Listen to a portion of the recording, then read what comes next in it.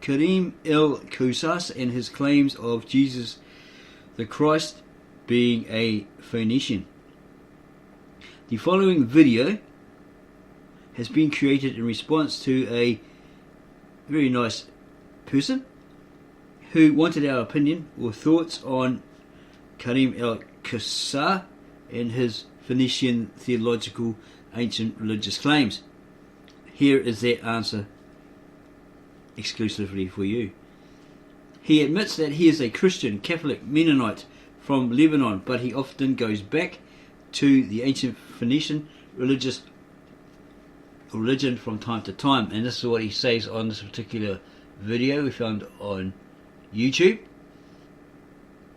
It's very hard to hear because of his accent, plus there's no subtitle options here, so we have to take the notes and read it. You may wonder about my religion. I am definitely a Christian Catholic Mennonite from Lebanon, but I go back to ancient times, going back to the Phoenician, to the Canaanite Phoenician religion, which I found very inspiring, and I found so many connections between the Phoenician theological system and Christianity. So, okay, so we went to find some information on it. We couldn't find much, but we did find one of his writings, which, when we read it, it said, we're not too sure when he actually wrote it, but at some point he stated the following: I'm not a religious person, but I bore witness in front of the living truth. So he's basically saying, under God, as God is his witness, the living truth, he uttered in a loud but serene voice, there is something mysterious and spiritually happening over that mountain, etc. And he goes on about, back in the old days, the Canaanites, ancient natives or settlers of Mount Lebanon, consecrated this pyramid-shaped mountain to the goddess Anat, Astarte, a daughter and a wife of the God of the Most High, Al Elyon, or Elyon. Anat was the Virgin Lady, the Queen of Heaven, and part of the Canaanite Holy Trinity. She also represented the principal female personage second in importance after Al. With Al, Anat bore a son, Baal, Adonis, on the mountain, or Adon. On the mountain, the Canaanites built a temple to Anat. Sometimes they called Anat a warrior, only because they looked at her as their protector, just as they looked at her son as their saviour. The temple was most likely built in a circular shape, shrouded in the midst of antiquity, erected on Mount Anat, as called by the ancients. It overlooked the plains down below from all directions. It was a custom for the ancient Canaanites to build their temples for their highest deities on top of mountains. So that those gods were of a pantheon, numerous gods, multiple gods. When the sun of Christianity rose from the southern regions of Canaan, Phoenicia, around Mount Carmel, a new era began to mark history. Later, when that same sun sunk in Jerusalem at Golgotha, then rose again, a new spirit was diffused bit by bit throughout all the Holy Land. Early in the 6th century AD, the temple to Anat was destroyed at the time when the Canaanite religion faded away in the northern mountains of Lebanon. The Canaanites, whose ruins scattered all over the plains of the Great Pass, etc., etc. And he goes on about the Ehdenites, the Mennonite Christians, who built a church. The Ehdenites, who took the Christian lady as their patron, built a fortress around the church in defence against military aggression. They took refuge inside the fortress whenever invasions and wars were launched. From behind the wall of stones, they paralysed the forces of the enemies. From that time on, the Christian Church of Mary took a new name as the Lady of the Fortress, and Mount Anat became the mountain of the Lady of the Fortress. Okay, so he's a Christian, he's a Catholic, so he's probably a Roman Catholic, okay, or something along those lines, where he's praising, holding great reverence, or worshipping Mary, or Miriam as he calls her in his language. And there's more information here in that book. So I'm going to go back to his video, listen a bit more. taken a lot from the New Testament. We are depending on the New Testament, so this book is not to divert the faithful from their religion as Christians, but to prove to them that the God that Jesus spoke about and called the Father is not in any way the Jewish God that appeared in the Old Testament. Even in the New Testament itself, we find so many evidence that the Father of Jesus, the Father of love and peace, is not in any way the Jewish God that appeared in the Old Testament and was specifically considered as the God of the Jewish nation. Okay, so what he said there was, he basically seeks to prove that the God that Jesus spoke about and called the Father is in no way the Jewish God that appeared in the Old Testament. Even in the New Testament itself, he states, we find so much evidence that the God Jesus called Father is not in any way the Jewish God in the Old Testament, the God of the Jewish nation. And he goes on to say the Christian God is universal to all. This person continues to say,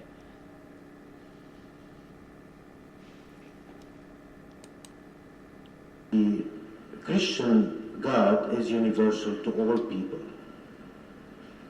So we started with St. Matthew. Matthew is known to have directed his gospel to the Hebrews at the time, and it was he who wrote in the gospel that Maryam will bring a child that will be called Emmanuel, which means El, the supreme God of the Phoenicians, is with us. So Jesus is Emmanuel. Okay, so what he just said there was St. Matthew, who obviously wrote the book of St. Matthew, he claims, directed his gospel to the Hebrews alone, Hebrews at the time. Mary, the mother-to-be of the Lord Jesus Christ, or Maryam, would give birth, it's prophesied that she would give birth to a son, and he would be called El-Manuel, or El-Manuel, El, the supreme God, El, the Phoenician God of the Canaanites, Ugaritic speakers, El, the supreme God of the Phoenicians, is with us. That's what it really means. That's the real meaning of Emmanuel El in the Phoenician. So again, he's trying to verify or prove that Jesus was not Jewish, or not from Judea, etc., but he was Phoenician. And he's saying Matthew redirected it, his writings, to say that he was Judean, etc.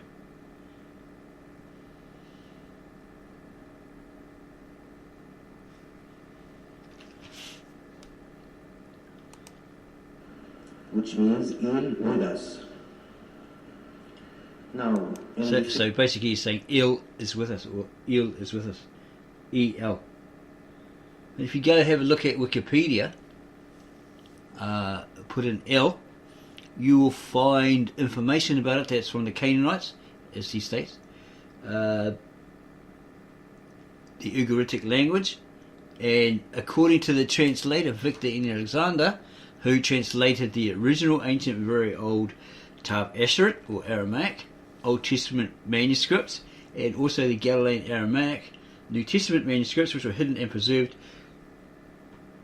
They were hidden from Emperor Constantine, who wanted to destroy that church because he wanted to have the mother church, etc. Right? And everybody else had to be under subject to him in that empirical church. So he wanted to get hold of those texts, destroy those people, which he actually destroyed the church later on, and so forth.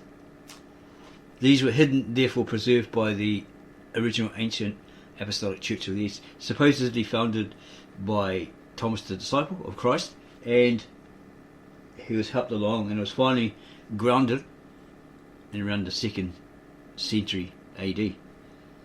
So they hid those manuscripts for over 2,000 years, and they didn't tamper with them or anything.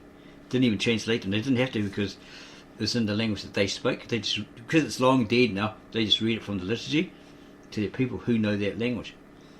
Until Victor N. Alexander was given a Bible format copy of those original manuscripts, probably the Old Testament and the Galilean Aramaic, because he was translating maybe the Western Peshitta, and this high priest that he met befriended said, no, why are you translating from that? It's wrong. We don't use that. It's incorrect or whatever. So he gives him this Bible format, and after a year of depression, he gets himself right and he translates it into the nearest English equivalent using a certain method.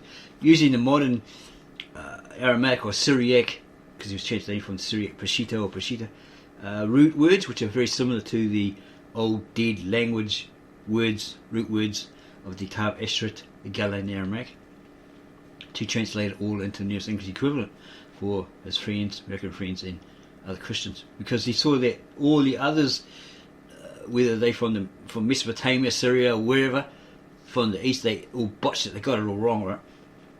They translated it incorrectly from the original church, these manuscripts, etc. Yeah, so, looking at what he has stated in his va.com script, original OT, NT, Tab Esrit or Aramaic, Galilean Aramaic manuscripts into the nearest English equivalent, he has indicated many things here. And in regard to L, we just got to find it. It should be on this page.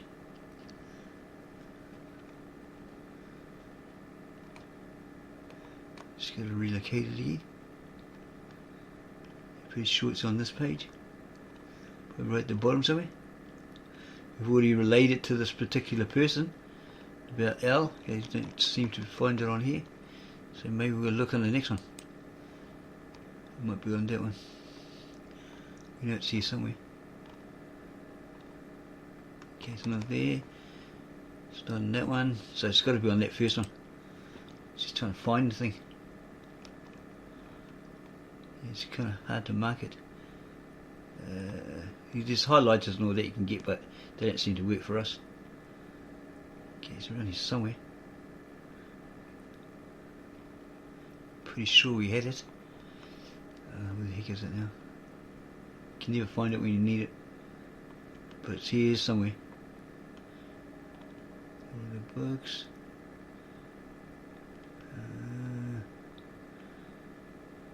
It's here somewhere. Christmas. Okay, basically he tells you about the word L, that the word L is article the. Okay, and so when you translate Elohim from the Hebrew, it's the God with a capital G, or the gods with little g. Okay, and it was scripted wrong. You can't seem to find it there. We're pretty sure it was there. Can't be one of these ones. I'll keep looking for it.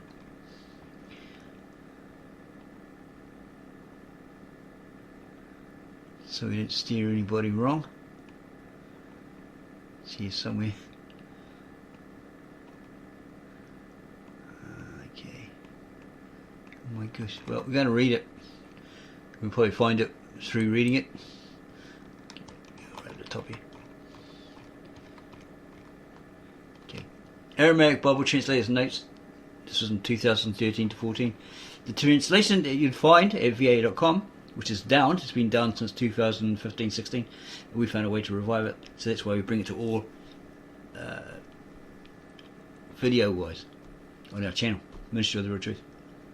The translation that you would find on this website is made from the original ancient Aramaic scriptures directly into English. It is translated from the manuscripts of the ancient Church of the East, which survived the persecutions by the Roman and Greek pagans of the early centuries of Christianity. It survived the persecution of the Roman Church under Constantine and the early emperors of Rome in the 4th and 5th centuries. It survived the persecution of the Crusaders, who attacked the Holy Lands in subsequent centuries. Finally, this early church ended up in Persia and was protected by the Persian kings until the upheavals of the Islamic or Mohammedans in the original language. Oh gosh, it's so small here. The Islamic conquest starting in the 7th century, drove the ancient Church of the East into the mountain strongholds of Asia Minor, Ottoman Empire, and later Turkey. The Church of the East survived and maintained the scriptures in the original language all through the conquest of the Mongolians, Genghis Khan, 12th century, and the Tatars, Tamerlane, 15th century. The Church of the East had spread the faith in Yeshua, or Ishua, Jesus the Messiah, all the way to China. And they went through India. Thomas went through India, and they probably also went to Japan. From the 5th to 8th century, the Church of the East survived the Islamic conquest, or the Mohammedan conquest of the Fertile Crescent and the Holy Lands. This one had the caliphates. Sometimes they were under these caliphates, and they're quite good to them, right? And then another one would come along and be like a real nasty so-and-so. Persecute them, all that sort of stuff. While Europe was in the Dark Ages, the ancient Church of the East was also struggling against the forces of darkness, with those of Satan. However, the Church continued to spread the teachings of Yeshua Mashiach, or Jesus the Messiah, and the knowledge of the Scriptures throughout the ages. The Church has miraculously survived to this day. The descendants of Asher, it's the land, right? Asher, the Asherai, and also God, right? He was also named, that's his name, the name for God. Continue to read the Scriptures in their language. The language that Adam, Noah, Abraham, Isaac, Jacob, David, and Esau, Jesus spoke. The language of all the prophets of the Scriptures who prophesied about Yeshua Mashiach, Jesus the Messiah. They are in all parts of the world. They no longer have a country. Yeah, Syria and their problems there, ISIS, etc. go in there, kick them out of their houses, destroy their architectures, the ancient architectures, etc. All in favour of their extreme ideology, the extreme Islam. They no longer have a country, but they maintain their language in various dialects. The ancient scriptures were maintained in an original language, the mother tongue that was spoken in Mesopotamia and the surrounding regions from the beginning of recorded history. This is the language that God spoke, the sacred scribal language, the Lishan Artigas prayer. He spoke to Adam and Eve in the garden. And the men at the Tower of Babel apparently spoke one to each other before God gave them multiple languages and then scattered them. The language started out as pictures or pictographs, pictographic writing, evolved into symbols, cuneiform, and finally became alphabetical in Nineveh about 800 BC. The Phoenicians used this language for trade. It spread and became the dominant language of the Holy Lands at the time of Yeshua Mashiach, Jesus the Messiah. So it's talking about this Aramaic. Where is it? Yeah, it's talking about the Aramaic and the Syriac. The ancient scriptures were maintained in the original language, the sacred scribal language of God, right? Lishan Artigas prayer, or the Aramaic, the mother tongue that was spoken in Mesopotamia and the surrounding regions from the beginning of all recorded history. The language started out as pictures, pictographs, writing, or pictographic writing, evolved into symbols, cuneiform, and finally became alphabetical in Nineveh at about 800 BC. The Phoenicians used that language for trade. It spread and became the dominant language of the Holy Lands at the time of Yeshua Mashiach, or Jesus the Messiah. The Roman Catholic Church was dominant in Europe throughout the Middle Ages. In the early 17th century, Christianity went through a Reformation. Martin Luther in Germany and William Tyndale in England. They took off and they translated the old Latin into nearest English equivalent, right? Broke away from the Catholic Church, but they were still part of it. Okay, they never got excommunicated, all that sort of stuff, and translated the Bible into German and English. This opened the floodgates of knowledge to Europeans and subsequently to Americans later on. The US in turn broke away from Catholicism and established its own brand of Protestantism. And that's what you have today, the Protestant Church today, who are still clinging to the Roman Catholic Church through their garb or their dress and the different festivals like Lent, All Saints' Day, etc., that they perform certain times of the year. The early US presidents sought independence from Catholic and European Protestant churches. They did not recognize Orthodox Christianity either. As for the Church of the East, which was not involved in the Reformation, the American churches ignored completely, and the authentic scriptures preserved in the ancient Aramaic language became totally foreign to American Christians. This is what Victor Alexander has struggled with for the last, I'd say 20 years now, or more, because the majority of his readers are the English-speaking peoples of the world. They are used to the traditional English language terms, because he's Western educated, they've got a Western mindset, etc., right? Such as Jesus Christ and Lord God. Therefore, Victor Alexander retained this terminology for them and posted it on another page. So he'd say Yeshua Mashiach, and then in brackets he'd have Jesus the Messiah. So you'd be able to relate to what he's talking about, right? Yeah, if you couldn't say the name, which he says it's very, very hard, for Westerners to do that, we got the alternative, Jesus the Messiah.